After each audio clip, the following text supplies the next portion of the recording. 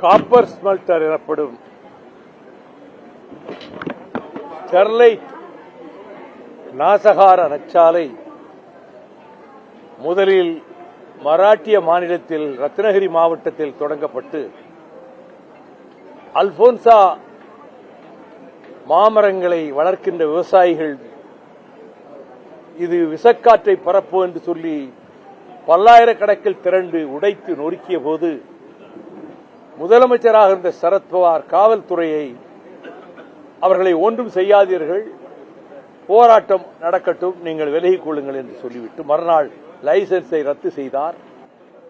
அதனுடைய உரிமையாளரான உலக கோடீஸ்வரன் அனில் அகர்வால் கோவா மாநிலத்திலே முயன்று அவர்கள் அனுமதிக்காமல், குஜராத் மாநிலத்தில் முயன்று அவர்கள் அனுமதிக்காமல், தமிழ்நாட்டில் வந்து அன்று முதலமைச்சராக இருந்த ஜெயலலிதாவை சந்தித்து ஒரு வார காலத்திற்குள் லைசன்ஸ் வாங்கி அந்த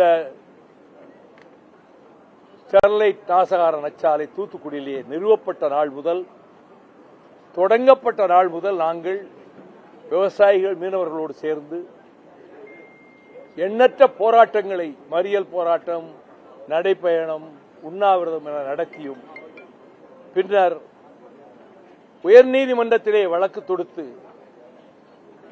அந்த வழக்கில் ஸ்டெர்லைட் தரப்பில் இந்தியாவின் தலை சிறந்த வழக்கறிஞர் கே வேணுகோபால் வந்து வாதாடிய வழக்கில் நான் 7.5 மணி நேரம் என் வாதங்களை எடுத்து வைத்திருக்கிறேன்.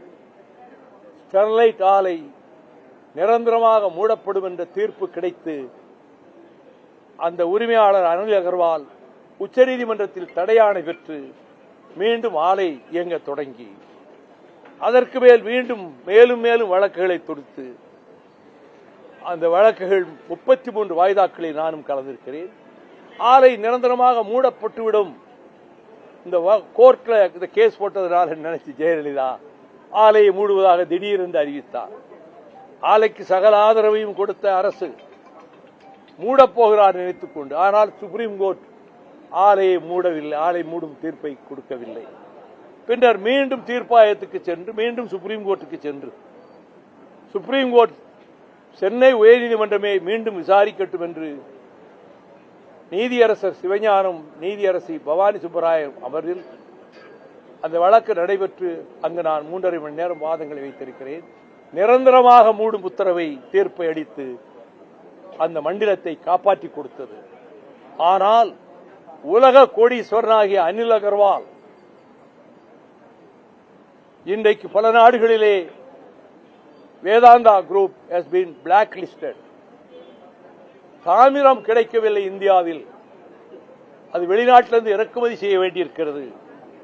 இதை பிரதமரும் ஒடிசாவிலே போன வாரம் பேசினார். இப்பொழுது 399 ஏக்கர் சிப்காட்டிலே முதலில் ஜெயலலிதா ஆட்சி காலத்திலேயே 99 வருடங்களுக்கு இந்த வேதாந்தா குழுமம் லீஸுக்கு வாங்கிவிட்டது. அந்த லீஸை ரத்து செய்வதற்கு சிப்காட் இதற்கு இப்பொழுது ஒரு உத்தரவு போட்டாலும் அதற்கு தடை ஆணை பெற்று வழக்கு நடக்கிறது. அந்த வழக்கிலே நானும் இணைந்து ஒரு சார்பில் வாதாட திட்டமிட்டுக் கொண்டிருக்கிறேன். இப்பொழுது அனில் அகர்வால் எப்படியாவது அந்த ஸ்டெர்லைட்டை வேறொரு வடிவத்தில் கிரீன் காப்பர் என்ற பெயரில் மீண்டும் கொண்டு வந்து நிறுவுவதற்கான முயற்சியில் ஈடுபட்டிருப்பதால் நம்முடைய முதலமைச்சர் அவர்களை ஒருவேளை சந்திக்க முனையலாம், இந்த அரசிடம் அனுமதி வாங்குவதற்கு முயற்சிக்கலாம். அதற்கு இடம் கொடுக்கக்கூடாது. அது புற்றுநோயையும் சர்ம நோய்களையும் ஏற்படுத்தி அடியோடு 40 கிலோமீட்டர் சுற்றளவுக்கு விவசாயத்தை பாழ்படுத்துகிறது இந்த காப்பர் ஸ்மெல்டர். அது வேறு வடிவத்தில் தாமிர தொழிற்சாலை என்ற பெயரிலே அங்க வர அனுமதிக்க கூடாது. நீங்கள் இந்த அரசு, தாவேக அரசு அதற்கு இடம் கொடுக்க கூடாது என்பதை வலியுறுத்தி விரிவான ஒரு memorandum both in English and Tamil நான் முதலமைச்சர் மாண்புமிகு ஜோசப் விஜய் அவர்களிடம் தந்து இந்த பின்னணியை சொல்லியிருக்கிறேன். மகாராஷ்டிரா லைசன்ஸை ரத்து பண்ணவுடன் கோவாவுக்கு சென்றான், கோவா விரட்டி அடித்தது. குஜராத் உள்ளே வராதே என்றது. இப்ப நான் கேட்கிறேன், பிரதமர் ரொம்ப காப்பருக்கு ரொம்ப கவலைப்படுறாரு, உங்க குஜராத்தில் ஆரம்பிங்க, மத்திய பிரதேசத்தில் ஆரம்பிங்க, தமிழ்நாடு தான் உங்களுக்கு கிடைச்சதா? ஆகவே இந்த எந்த காரணத்தை முன்னிட்டும் அங்கே கொண்டு வந்து மீண்டும் தாமிர தொழிற்சாலை அமைக்க அனுமதிக்க கூடாது என்பதற்காக நாங்கள் பொதுக்கூட்டம் போடும். 2ஆம் தேதி கூட தூத்துக்குடியில் பிரம்மாண்டமான ஒரு பொதுக்கூட்டம் ஏற்பாடு செய்திருக்கிறோம். மார்க்சிஸ்ட் கம்யூனிஸ்ட் கட்சி, இந்திய கம்யூனிஸ்ட் கட்சி, விடுதலை சிறுத்தைகள் கட்சி, இன்னும் பல்வேறு அமைப்புகள், விவசாய அமைப்புகள் அதிலே பங்கெடுக்க இருக்கின்றன. இந்த கோரிக்கையை மிக அமைதியாகவும் நாம் நீண்ட நேரம், இந்த அளவு சுருக்கமாக கூட சொல்ல, நீண்ட நேரம் விளக்குவதற்கும் முதலமைச்சர் அவர்கள் சந்தர்ப்பம் கொடுத்தார்கள். விரிவாக விளக்கியிருக்கிறேன். இன்னொரு கோரிக்கை வைத்தேன், அது தனிப்பட்டது. என்னுடைய நாடாளுமன்ற உரைகள், 30 ஆண்டுகளில் ஆற்றிய உரைகளை 6 பகுதிகளாக நான் தொகுத்திருக்கிறேன். அந்த தொகுதிகளை வருகிற ஆகஸ்ட் 4ஆம் தேதி அன்று டெல்லியில் வெளியிடுவதற்கு ஏற்பாடு செய்து கொண்டிருக்கிறேன். அந்த விழாவிலே நம்முடைய தமிழ்நாடு முதலமைச்சர் கலந்து கொள்ள வேண்டும். முதல் பிரதியை நான் திட்டமிட்டிருப்பது இப்போது இருக்கக்கூடிய குடியரசு துணைத் தலைவர் மாண்புமிகு சிபி ராதாகிருஷ்ணன் அவர்கள் வெளியிட திட்டமிட்டிருக்கிறேன்.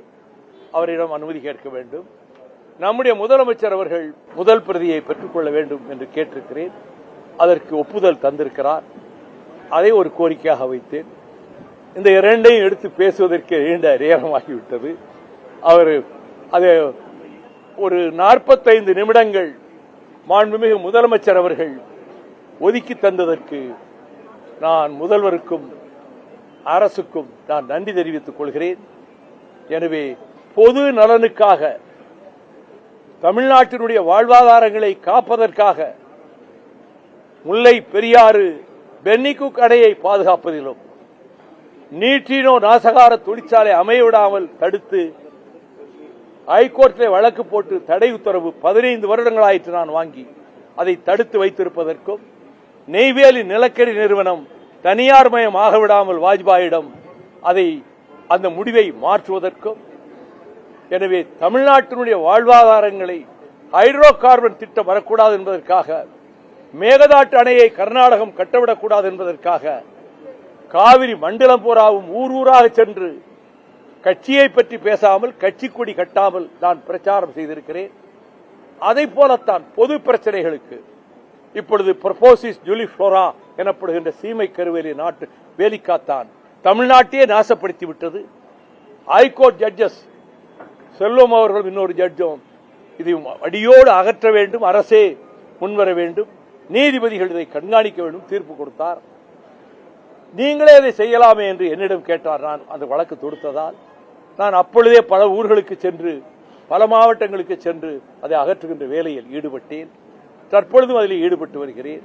எனவே என்னை பொறுத்தமட்டில் என்னுடைய பொது வாழ்க்கையில் அரசியல் கட்சி முடிவுகள் ஒரு பக்கம் இருந்தாலும் தமிழ்நாட்டு வாழ்வாதாரங்களை காக்க வேண்டும் என்கின்ற கடமையில் நான் மன நிறைவு கொள்ளத்தக்க வகையில் நான் பணியாற்றி வந்திருக்கிறேன். அதே அடிப்படையில் தான் இப்பொழுது இந்த காப்பர் ஸ்மெல்டர் எந்த வடிவத்தில் வரக்கூடாது என்று தடுப்பதற்கான முயற்சியிலும் நான் ஈடுபட்டிருக்கிறேன்.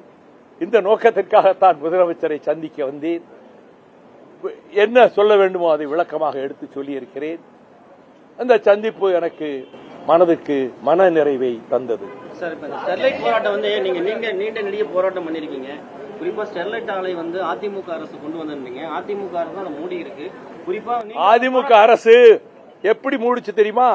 2ஆம் தேதி சுப்ரீம் கோர்ட்ல தீர்ப்பு வரப்போகுது, மூட சொல்லி தீர்ப்பு வரப்போகுதுன்னு இன்டெலிஜென்ஸ் சொல்லிட்டாங்க. அங்க வழக்காடிட்டு இருக்குது, போராடிட்டு இருக்குது வைகோ. அந்த நேரத்தில் ஓஹோ இப்படி ஒரு முடிவு வரப்போகுதோன்னு நினைச்சு Jayalalithaa very shrewd and intelligent and Canning ரொம்ப திறமையா மூடுறதா ஒரு ஆர்டர் போட்டாங்க. அவங்க ஸ்டெர்லைட்டுக்கு முழு ஆதரவையும் கொடுத்தாங்க, எல்லா சப்போர்ட்டும் பண்ணாங்க. அதற்கு பிறகு வந்து அரசும் கூட ஸ்டெர்லைட்டுக்கு சப்போர்ட் பண்ணத்தான் செஞ்சது. எதிர்த்தது, உண்மையாக கடுமையாக எதிர்த்து போராடியது நானும், எங்கள் இயக்கமும், சில விவசாய சங்கங்களும், 1-2 மீனவ அமைப்புகளும் தான் கடைசி வரை எதிர்த்து போராடி இருக்கிறோம். எனவே அந்த அரசு முழு ஆதரவையும் கொடுத்து, லைசன்ஸ் கொடுத்தது மட்டுமில்ல, கடைசி வரைக்கும் ஆதரவு கொடுத்தது.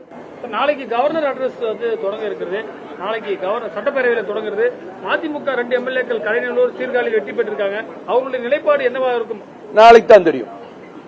தொடர்ச்சியா அரசியல் ரீதியாக மிக முக்கியமாக ஒரு மூத்த தலைவர், இளம் தலைவராக முதலமைச்சராக வந்திருக்கக்கூடிய இருக்கிறீங்க.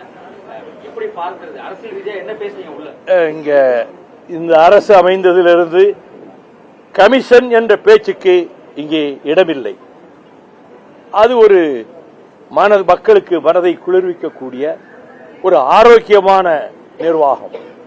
கமிஷன், கரப்ஷன் என்ற சொற்களுக்கு இடமில்லாமல் ஜோசப் விஜய் அவர்களின் அரசு இயங்குகிறது என்பது என்னுடைய கருத்து. இரண்டு எம்எல்ஏக்கள் உதயசூரியன் நின்று வெற்றி பெற்றிருக்காங்க. 2 எம்எல்ஏக்கள் உதயசூரியன் சின்னத்தில் நின்று வெற்றி பெற்றிருக்காங்க. அவங்க ராஜினாமா செய்துவிட்டு மீண்டும் இடைத்தேர்தல் அப்படியெல்லாம் ஒரு யூகங்களை அப்படி நீங்க தான் பேசுறீங்க.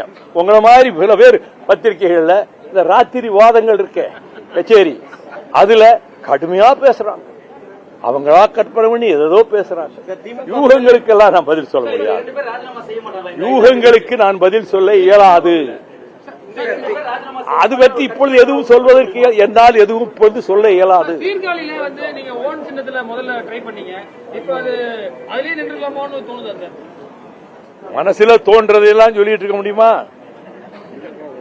நாடாளுமன்ற தேர்தலோ இல்ல சட்டமன்ற 6 இடைத்தேர்தல் 6 தொகுதிக்கு வரப்போது இதே திமுக கூட்டணி கூட தான் பயணம் பண்ண போறீங்களா?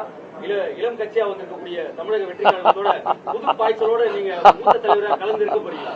பொதுக்குழு சகல கோணத்திலும் இது பற்றி கருத்துக்கள் பரிமாறப்பட்டு அங்கு என்ன நிலைப்பாடு என்பது அங்குதான் முடிவு தெரியும். ஸ்டெர்லைட் தொடர்பா நீங்க ஒரு பிரீஃப் பண்ணீங்க, ரொம்ப எலாபரேட் பண்ணி சிஎம் சொன்னீங்க. ஆமா, அவர் நல்ல முறையில் நான் சொன்னதை மிக நல்ல முறையில் உற்று கவனித்து கேட்டுக்கொண்டார். எனக்கு நம்பிக்கை இருக்கிறது அவர் இதற்கு அனுமதி தரமாட்டார் என்ற நம்பிக்கை இருக்கிறது. வெளியிடப்பட்டிருக்கக்கூடிய வெள்ளை அறிக்கையை எப்படி பார்க்கிறீங்க? உங்களோட அனுபவத்துக்கு பல வெள்ளை அறிக்கைகளை பார்த்திருப்பீங்க.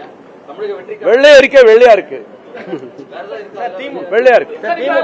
பல முதலமைச்சர்களை நீங்க பாத்திருக்கீங்க. அண்ணாவில இருந்து, கலெக்டர்ல இருந்து, அம்மையார்ல இருந்து. இந்த முதலமைச்சருடைய செயல்பாடுகள் ஒன் டு ஒன் மீட் பண்ணிருக்கீங்க. கம்பேரிட்டிவா என்ன சொல்ல முடியும் சார்? எளிமையாக இருக்கிறார், இயல்பாக இருக்கிறார், வெளிப்படை தன்மையோடு இருக்கிறார். சார், திமுக கூட்டணியில் இருக்கீங்க. தாவேக்காவுக்கும் தாவேக்க அரசுக்கும் மிக ஆதரவா பேசுறீங்க. தாவேக்கா பட்டம் பக்கம் காத்து வீசுன்னு எடுத்துக்கலாமா? எப்படி சார்? நல்லது நடந்தால் நல்லதை வரவேற்பேன், அல்லது நடந்தால் எதிர்ப்பேன். இதுதான் வைகோ. திமுக கூட்டணியில் எப்படி இருக்கீங்களா சார்? அதான் சொல்லிட்டு